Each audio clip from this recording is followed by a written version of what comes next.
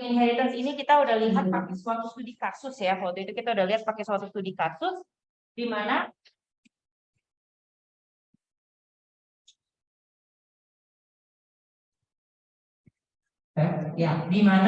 kita mempertimbangkan bagaimana kalau kita punya beberapa objek yang mungkin memiliki beberapa hal in common. Contohnya ketika kita mempelajari tentang circle dan mati lagi.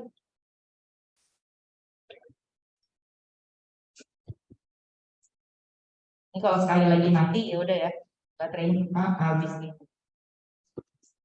Tes. Ya mati. Susah-susah pindah ke sini, ternyata putus juga. Tes. Masih kedengeran ya? Yang join di Zoom, ada yang di kelas ini join di Zoom nggak? Suara saya masih kedengeran kayaknya ya? Nggak? Kedengeran nggak sih? Semoga kedengeran ya. Oke, nah dari dua objek yang kita definisikan di sini, semuanya sekarang sudah pasti ya untuk membuat kelas yang dapat digunakan sebagai definisi objek di dalam dunia atau universe kita. Contohnya, saya bisa saja ya, kalau mau bikin objek circle dan objek rectangle seperti ini. Saya udah tahu circle saya akan didefinisikan oleh apa, dan juga rectangle saya akan didefinisikan oleh apa, berdasarkan data field. Ini konstruktor kebetulan dia nggak punya method. Tetapi kita kan punya logik yang sama dengan di dunia nyata. Sama seperti kalau di dunia nyata, kita punya beberapa barang yang in common, kita juga bisa memodelkan hal yang sama dengan dalam program Java kita. Ketika kita melihat, kok ternyata ada yang mirip-mirip sih di sini. Kalau misalkan saya membuat dua objek yang berbeda, boleh saja. Tetapi kayaknya akan agak repot ya, karena di sini ada, kemudian di sini ada hal yang sama. Sehingga kita akan berusaha memodelkannya supaya tidak redundant. Saya akan quote, ada suatu pertanyaan yang pernah muncul di beberapa tahun yang lalu. Wajib nggak sih Bu mengadakan inheritance? Kalau kenapa nggak boleh saya punya circle saja dan rectangle saja? Setelah saya pikir-pikir, sebenarnya boleh aja, nggak ada yang ngelarang pakai cara kayak gini. Tetapi itu juga nggak akan ngaruh apabila memang program Anda stop di sini. Pokoknya saya punya objek circle dan rectangle. Tetapi apabila in real life kan kita kalau bikin program Java kan tujuannya untuk di rescale, ditambah terus kan kalau kita bikin sesuatu, sehingga akan memudahkan kalau kita punya inheritance seperti ini. In the case kita mau bikin objek yang sejenis lainnya, in the case kita mau membuat turunannya dan seterusnya. Jadi kalau ada yang tanya, Bu saya malas ribet mau pakai ini aja, technically it's okay, boleh kalau kamu punya objek circle dan objek rectangle ini secara sintaks tidak akan salah. Jadi dalam inheritance ini kita memodelkan suatu objek yang sifatnya lebih general. Dalam contoh yang kemarin kita gunakan, suatu geometric object yang memiliki data field yang in common. Jadi dia punya yang sama di beberapa anak-anaknya atau subkelas-subkelasnya. Dalam kasus ini kita punya warna dan apakah terarsir atau tidak. Lalu ketika saya memiliki subkelasnya, dalam hal ini circle dan rectangle, saya secara otomatis bisa menggunakan yang tadi in common tadi, color dan field. Tetapi apabila perlu, saya juga bisa menambah data field baru yang spesifik untuk subkelasnya. Dalam hal ini misalnya diameter spesifik untuk lingkaran, tidak perlu digunakan untuk rectangle. Nah kalau gitu manfaatnya adalah, kalau kayak gitu untuk melakukan hal ini kita bisa menggunakan keyword extends. Nah, kalau saya memodelkan suatu turunan seperti itu, superclass dan subclass seperti itu, apa aja yang diturunkan? Kita udah tahu bahwa yang subclassnya akan akan mewarisi semua properti. Properti itu apa? Data field ya, dan methods yang ada dari superclass.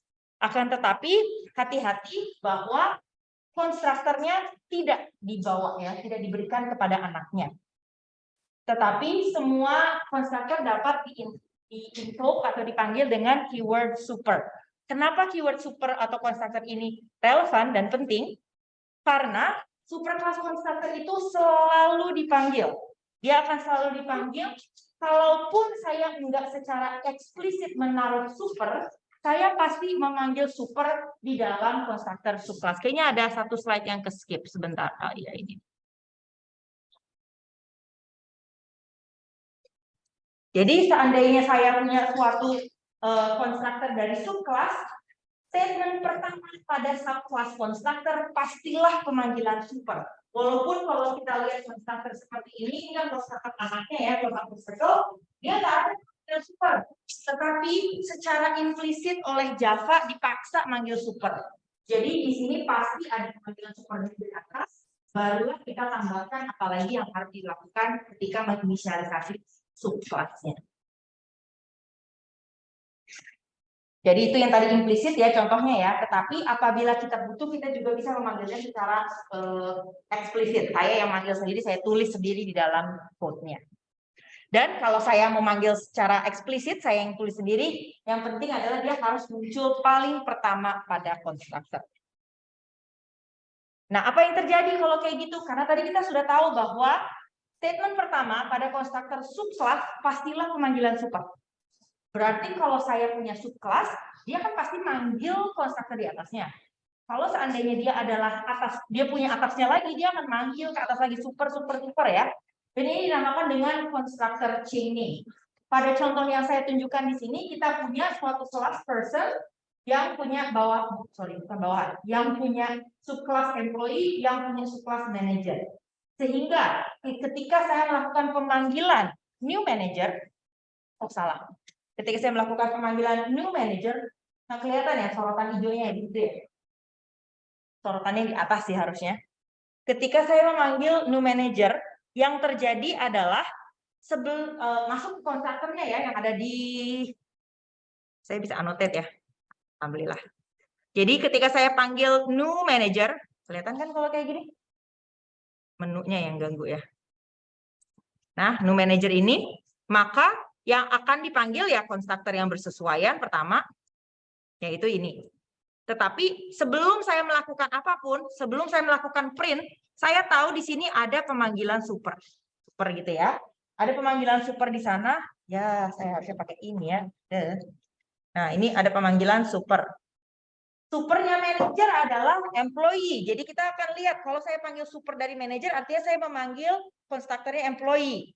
Konstruktor employee, karena saya panggilnya enggak eksplisit, dia akan memanggil yang no arg. Karena saya nggak panggil eksplisit ya. No arg-nya employee yang mana? Ini dia, no arg-nya employee. Tuh, itu no arg-nya employee. Dan di sini saya masuk ke employee. Saya punya beberapa hal yang perlu saya lakukan. Ada this, lalalala. Tapi dia kan juga punya ibu lagi ya, dia punya superclass lagi. Sehingga di sini secara implisit ada juga lagi pemanggilan super. Di situ ada implisit super lagi. Supernya employee siapa? Person ya. Supernya employee itu super. Supernya employee itu person, person, barulah kita sampai di sini. Person udah nggak extend lagi, jadi dia nggak usah panggil super lagi. Jadi yang pertama kali dicetak adalah tulisan yang ini. Persons, no arg constructor is invoked. Selanjutnya kita balik ya, ini pertama dicetak ya, satu yang person yang dari pemanggilan super yang ini. Baru masuk ke this. This kita ngirim string. This ini adalah employee sendiri. Dia memanggil konstruktor this, konstruktor employee yang memiliki satu argumen yaitu string. Yang ini ya, yang dia panggil. Maka yang pertama kali, yang kedua dicetak adalah si print line yang ada di dalam public employees, konstruktor employee yang memiliki string. Jadi yang kedua ini. Baru yang ketiga, setelah itu print line, baru kita balik ke pemanggilan aslinya yaitu pemanggilan new manager. Baru kita cetak yang terakhir keempat. Jadi ini chaining ya, terjadi pemanggilan berantai dan yang paling pertama dieksekusi adalah yang paling atas. Oke. Kalau gitu, karena ada pemanggilan yang ke atas, saya harus selalu memastikan bahwa subclass bisa memanggil superclass, bisa memanggil konstruktor superclass. Jadi ini akan error karena ketika saya membuat public class apple ini, public class apple extends fruit, dia adalah suatu kelas. Saya tidak membuat konstruktornya. Kita sudah belajar di classes and objects bahwa suatu kelas yang tidak punya explicit constructor akan memiliki yang ini ya akan memiliki seperti ini ya, yang no arc ya, dia akan punya yang no arc gitu. No arc-nya kesannya kosong, nggak ada apa-apa. Padahal dia karena dia extends fruit secara implisit, statement pertama dia adalah super. Dan super dia akan memanggil ke fruit. Padahal kita lihat ke fruit, ternyata fruit nggak punya no arc constructor-nya. Karena no arc constructor yang kosong itu hanya ditambahkan apabila suatu kelas tidak memiliki sama sekali suatu constructor. Tetapi fruit punya constructor, jadi dia nggak punya yang tanpa argumen. Sehingga kita memiliki beberapa solusi. Either saya harus memanggil secara eksplisit super yang sesuai dengan statement yang sesuai, atau saya perlu memastikan bahwa superclass saya memiliki no arc constructor. Ada prakteknya adalah praktek baik untuk memastikan hampir semua kelas memiliki no arc constructor apabila suatu saat akan saya inherit. Nah, tadi kita udah belajar bahwa superclass akan memberikan atau mewariskan semua properti dan method. Jadi semua yang ada di situ kayak misalnya circle tadi ada field color pasti diturunkan. Seandainya superclass punya method pun akan diturunkan. Jadi subclass B definisinya kan ini kan suatu kelas yang harus kita definisikan ya sebagai blueprint dari objek. Secara default dia udah punya beberapa definisi sesuai dengan superclassnya. Tetapi tidak selalu implementasinya sesuai, sehingga saya perlu melakukan overriding. Overriding saya bilang tolong ignore yang dulu pernah saya terima. Jadi si subclass menerima definisi method dari A, tolong di-ignore, saya nggak jadi mau pakai itu, saya bikin yang baru. Kita udah pernah belajar overloading sebelumnya. Hati-hati, ini adalah dua hal yang berbeda, terutama karena ketika saya melakukan overriding, saya tuh menghilangkan definisi yang lama. Sedangkan ketika saya lakukan overloading, saya tidak menghilangkan definisi yang lama. Saya membuat alternatif yang lainnya. Jadi contohnya di sini saya punya contoh override yang kiri dan overload yang kanan. Override sebelah kiri bisa di-note bahwa ini exactly the same. Signature itu apa dari method? Nama plus data argumen kan? Nama plus data argumennya exactly the same, persis sama, sehingga ini adalah overriding. Kalau overloading kelihatan bahwa namanya sih tetap sama-sama, tetapi ternyata besok argumennya berbeda, sehingga signature-nya berubah, dan itu adalah overloading. Karena dia overloading, artinya kelas A yang merupakan kelas B mempunyai dua definisi. Keduanya itu ditelurkan dari B dan dibikin satu lagi yang baru.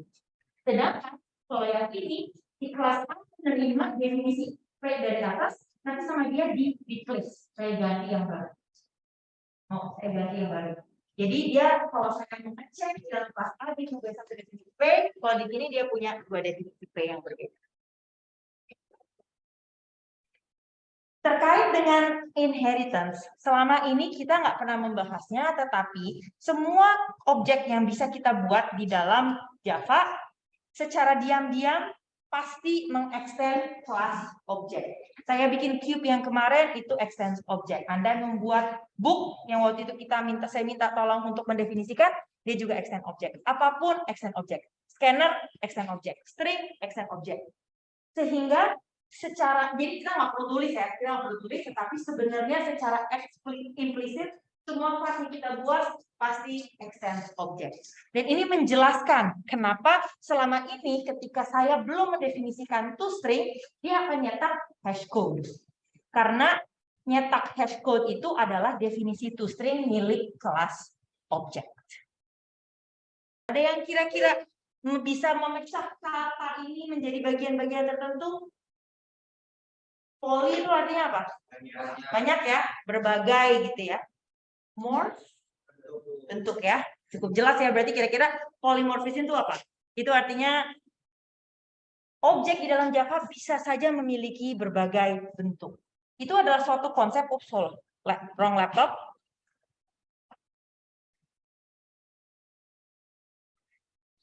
Tengah jalan. Nah, ketika saya memiliki objek-objek yang ada di Java yang kebetulan merupakan subclass dari sesuatu, saya bisa mengatakan bahwa circle saya is a circle, ya kan? Saya bikin objek nih, circle, my circle sama dengan no circle.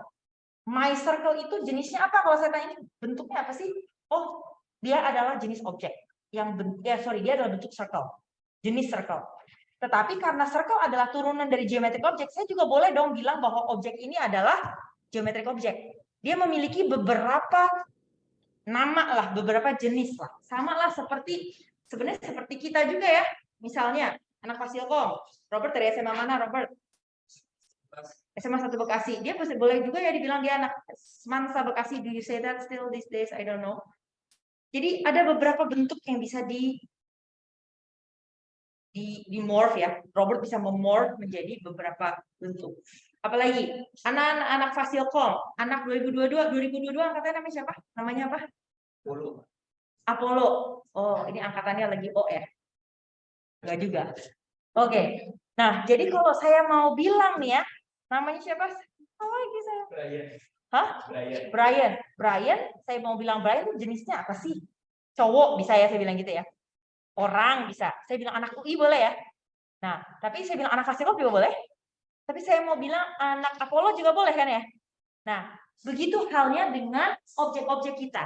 Ada kemampuan untuk menjadi beberapa jenis objek gitu ya. Circle bisa jadi circle, bisa jadi geometric object.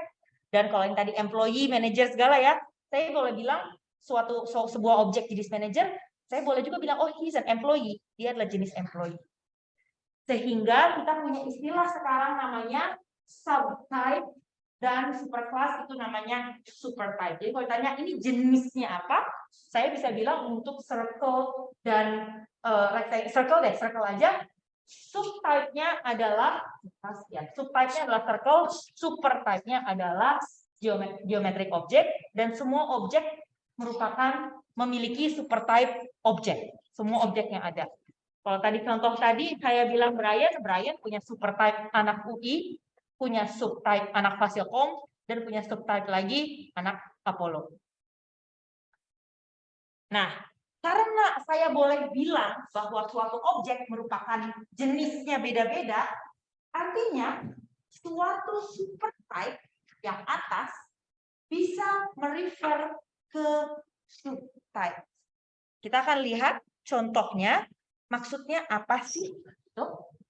Saya akan berikan potongan code ini, mohon dibaca terlebih dahulu, khususnya di bagian yang saya sorot. Kelihatan ya sorotannya ya, khususnya di bagian yang saya sorot.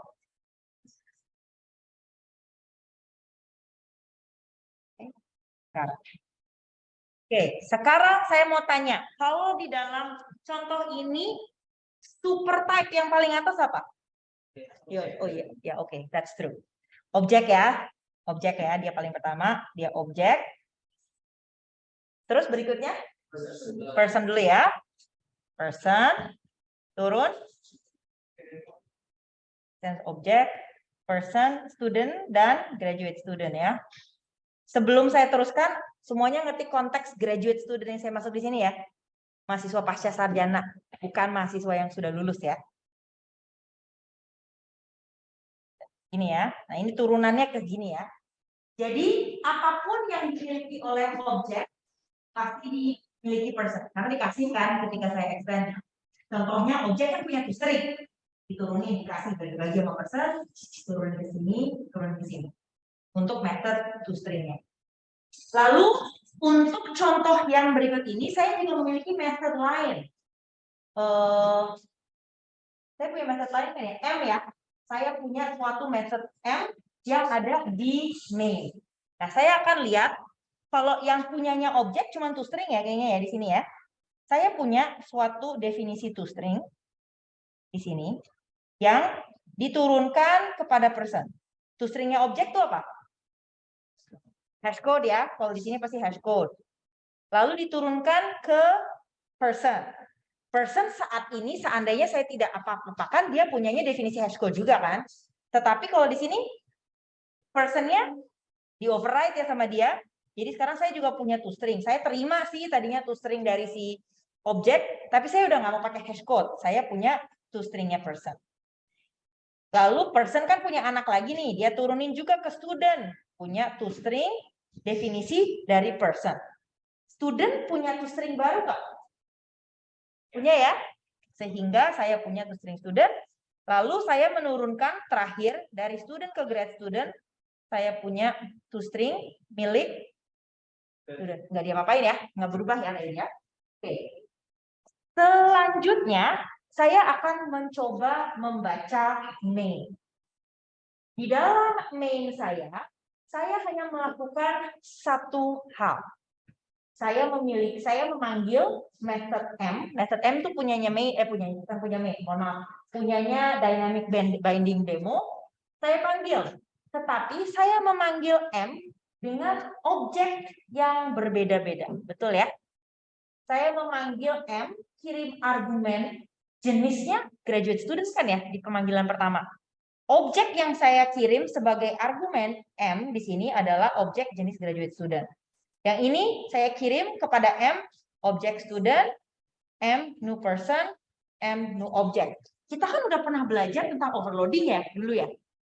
Kalau saya manggil method yang sama dengan argumen beda-beda, kata bukunya dulu itu namanya overloading. Dulu ya. Tetapi saya tidak melihat 4 definisi method M di sini. Betul nggak? Saya memiliki cuma satu definisi method M. Yang ini. Argumennya apa? Objek. Saya cuma punya satu method M. Saya nggak punya alternate, nggak punya overload. Saya nggak punya overloaded method M ini. Jadi saya nggak punya M object X, M graduate student. Nggak ada kan saya semuanya, saya cuma punya satu yang objek. Tetapi ini nggak akan syntax error. Ini yang dimaksud di kalimat terakhir di slide sebelumnya. Bahwa saya bisa menggunakan supertype untuk merefer ke subtype. Di dalam hal ini saya hanya mendefinisikan method M akan menerima objek, gitu ya. Tetapi saya bisa menggunakan tipe objek ini untuk merefer ke apapun anaknya objek. Berarti kalau tiba-tiba saya manggil M pakai string, boleh nggak di sini? Harusnya. Pakai saya new string something gitu, bisa nggak? Logikanya bisa. Stringnya juga extend objek ya. Scan juga extend objek kan? Teorinya bisa. What happen seandainya saya mengganti M ini menjadi person? Yang error yang mana? Baris yang mana? Yang objek kan? Untuk kirim person boleh, kirim student tetap boleh, graduate student tetap boleh. Karena saya boleh nge-refer ke sub-subnya. Kita akan coba, saya akan gantian share-nya. Discard. Kita akan gantian share screen. Yes. Screen-nya. Nah, ini adalah code yang tadi apa adanya. Saya punya M, method M yang saya kirim, yang saya panggil 4 kali, tetapi argumennya beda every single time. Tadi kita sudah sepakat ya bahwa nggak bakalan error ya di sini ya. Jadi kita coba pastiin dulu aja, benar nggak error nggak gitu ya. Kita zoom in deh. Zoom in. Java dynamic binding demo.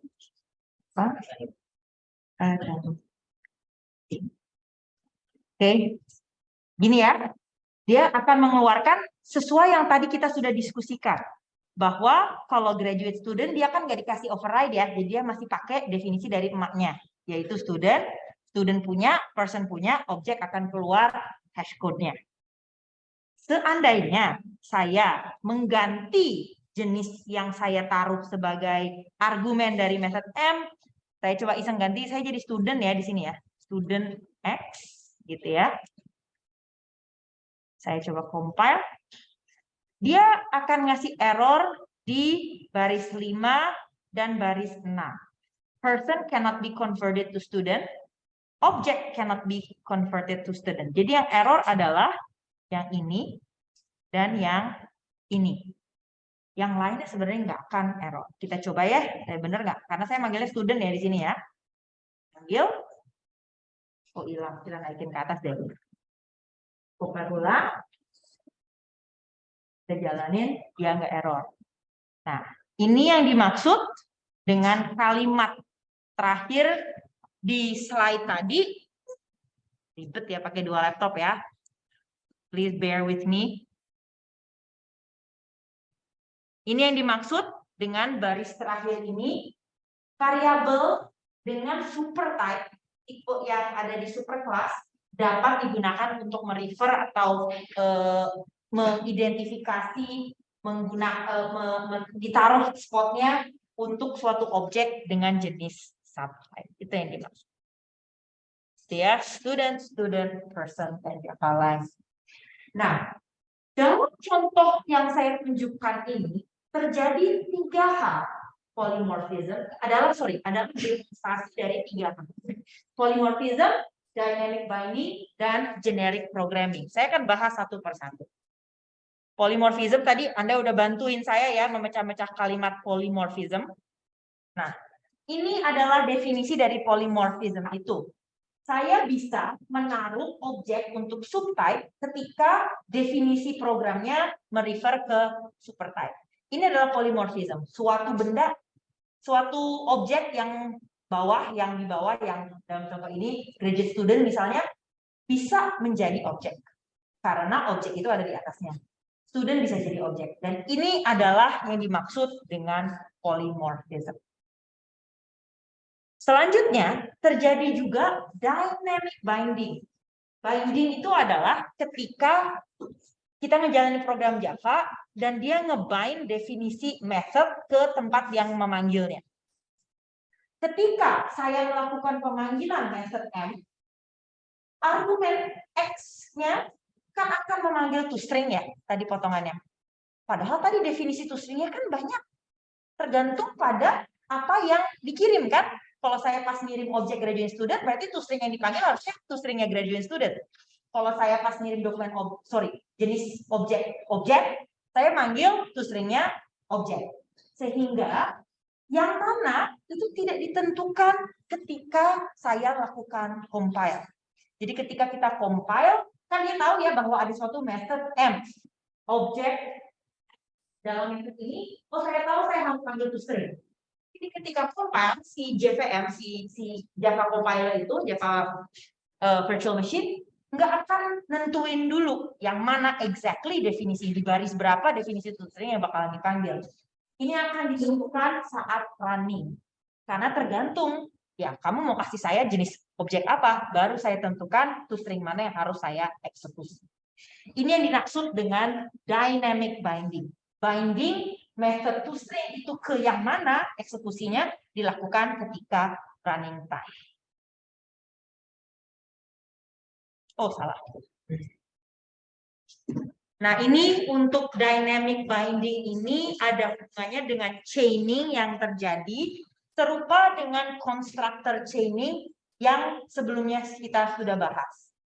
Nah, jika ada suatu objek O yang di bawah ya, dia adalah suatu objek itu identifiernya namanya O, dia adalah instance dari kelas C1, C2 dan seterusnya sampai Cm.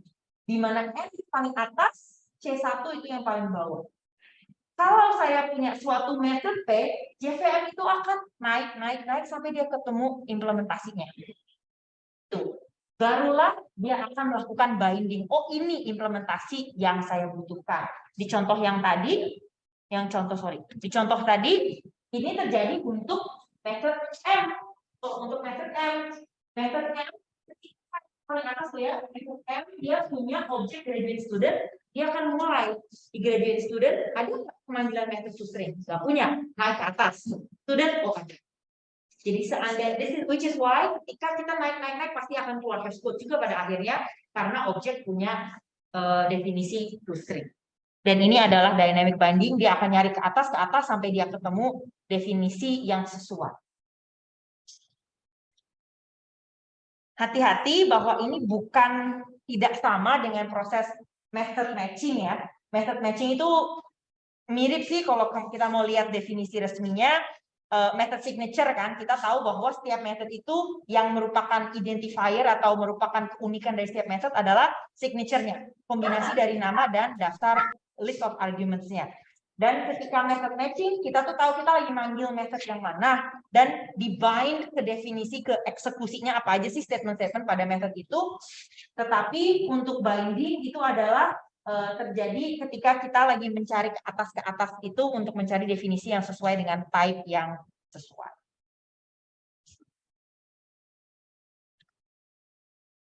Dan terakhir adalah istilah generic programming.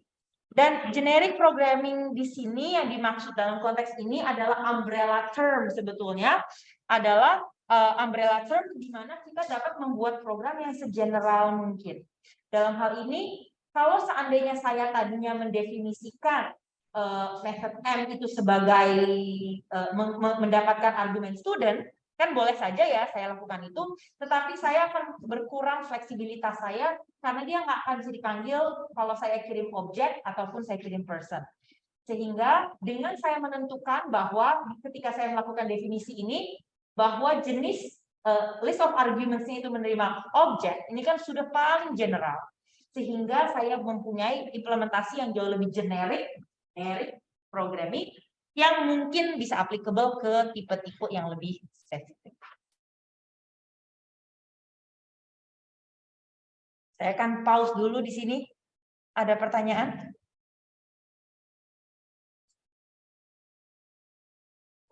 Yes. Cut override. Penting. Oke. Nah, kita udah tahu 3 konsep yang tadi ya. Dynamic binding, polymorphism, dan generic programming. Sebenarnya ketiga hal ini, kenapa kamu ada di sini? Naik ke atas yuk. Nah, ketiga hal ini tergambarkan dengan contoh program yang sama. Ini ngelihat exactly the same fenomena, tapi dari sudut pandang yang berbeda. Nah, omong-omong tentang jenis-jenis objek, kan saya tadi bilang ya, kalau di sini person itu jenisnya person, tapi juga boleh dibilang jenisnya objek gitu ya. Graduate student boleh saya bilang dia jenisnya apa sih? Oh, dia objek jenis graduate student, jenis person, jenis objek. Boleh bilang gitu ya.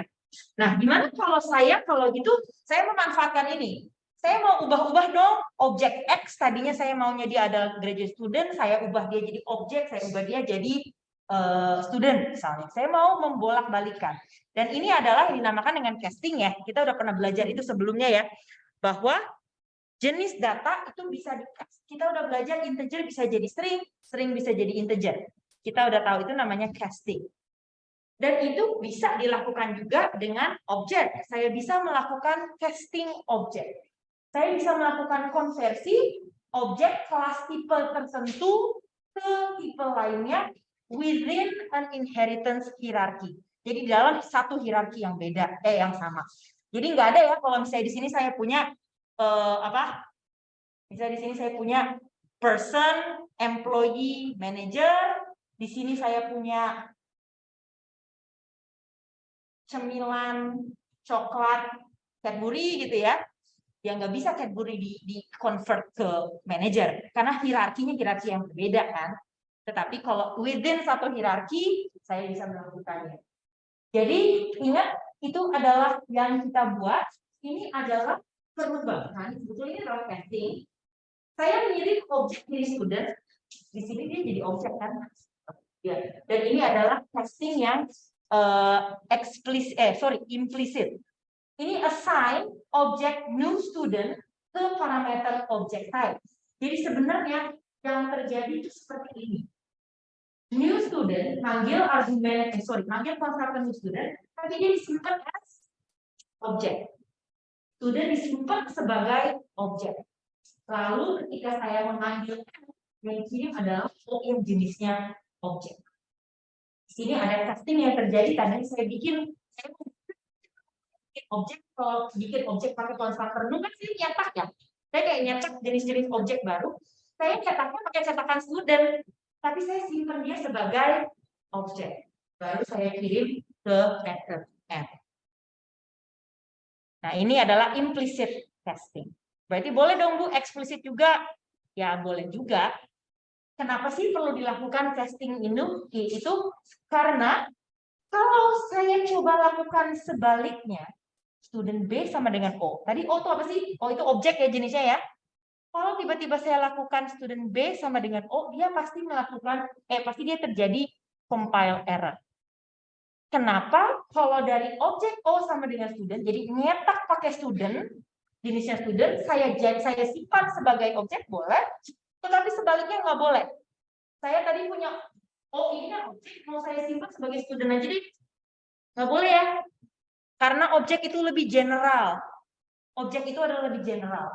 Objek yang jenisnya student pasti merupakan jenis objek, tetapi sebaliknya belum tentu. Yang objek belum tentu merupakan jenis student. Sehingga casting yang bisa bisa dilakukan secara implisit dari atas ke bawah. Kebalik, maaf, dari bawah ke atas. Bikinnya pakai cetakan student, simpan sebagai objek. Bikinnya pakai cetakan Apollo, disimpan sebagai mahasiswa UI. Itu bisa dilakukan. Nah, tapi kalau misalnya saya mau nih dari atas ke bawah, saya tuh harus secara eksplisit ngasih tahu. Tolong simpan sebagai student, gimana caranya yang tadinya objek saya tolong di cast, tolong di convert. Ini juga pernah kita pelajari ya ketika kita ngubah jadi int, ngubah jadi double kan juga pakai kurung ya untuk melakukan casting.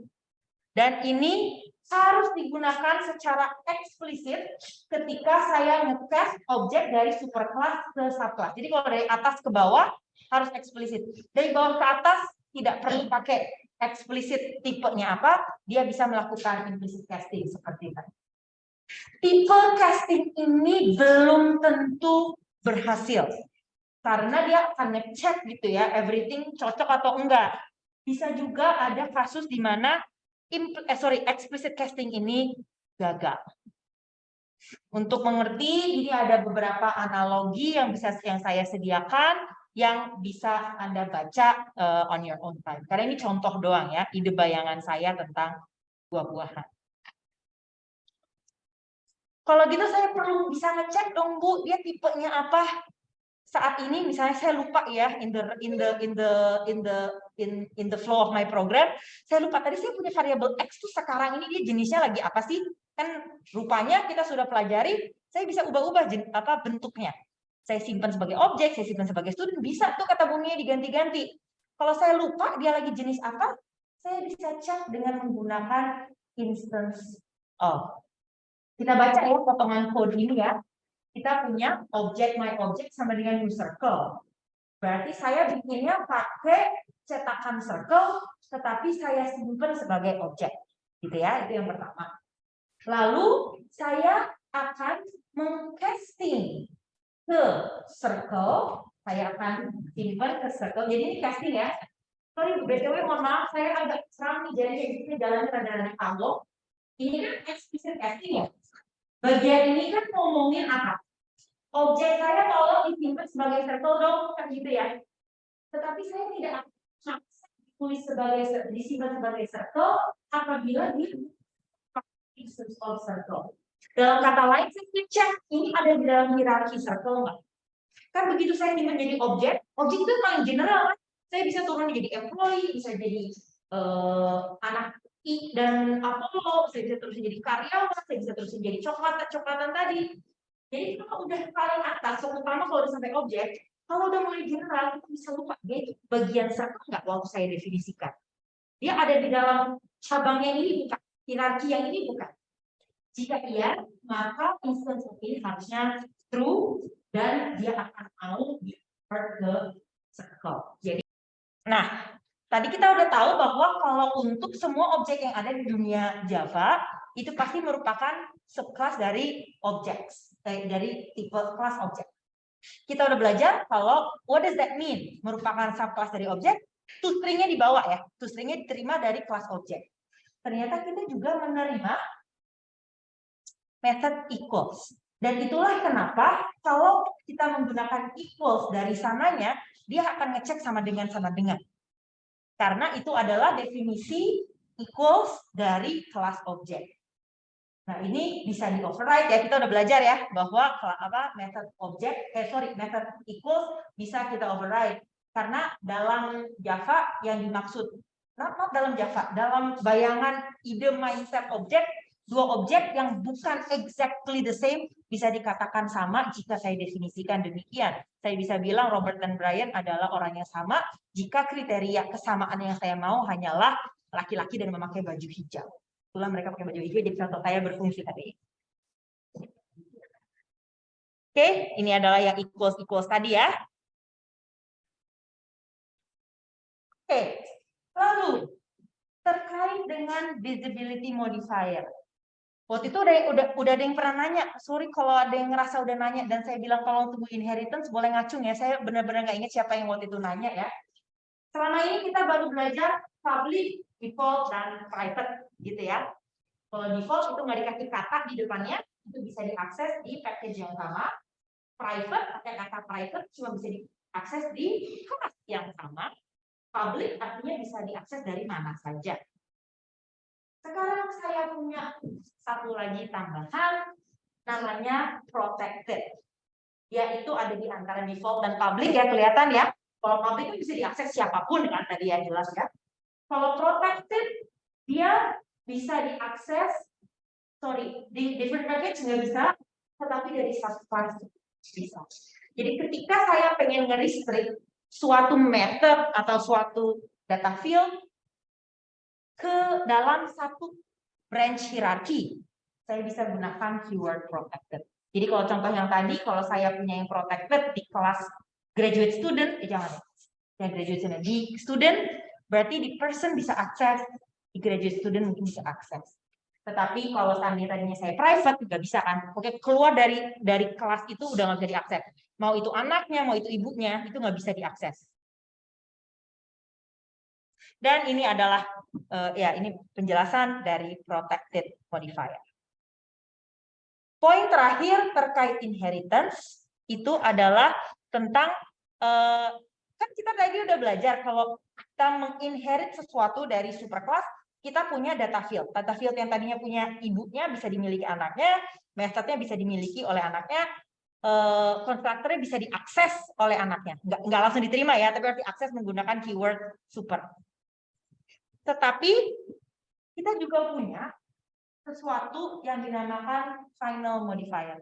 Serupa dengan identifier final pada variabel. Dulu kita belajar ya, kalau udah final pi itu nggak boleh diubah-ubah lagi. Contohnya kelas math itu adalah kelas final. Artinya saya nggak bisa extend, gitu ya. Jadi contoh yang tadi, seandainya kelas student itu final, saya nggak bisa bikin graduate student extend student. Kalau misalnya tadi Apollo udah final, saya nggak bisa extend mahasiswa DDP 2 extend Apollo. Udah nggak bisa saya lakukan seperti itu. Begitu pula dengan final variable itu constant, begitu pula final class. Ini udah tahu ya, final method juga constant, nggak bisa di override, dan itu juga tidak bisa di extend. Suatu kelas dikatakan final, tidak bisa